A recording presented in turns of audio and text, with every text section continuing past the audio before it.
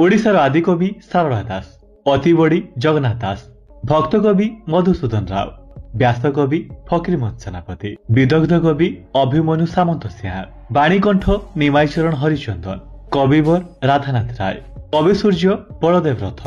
कांत कवि लक्ष्मीकांत महापात्र, कविचंद्र कालीचरण पट्टनायक, छंद कवि राधामोहन गणनायक, कवि मंजुल कृष्ण प्रसाद बसु, जातीय कवि वीरकिशोर दास, कविशेखर चिंतामणि महांती, किशोर कवि श्यामसुंदर दास, गणकवि वैष्णव पाणी, प्रकृति कवि गंगाधर मेहर, प्रेम कवि मायाधर मानसिंह, पल्ली कवि नंदकिशोर बड़,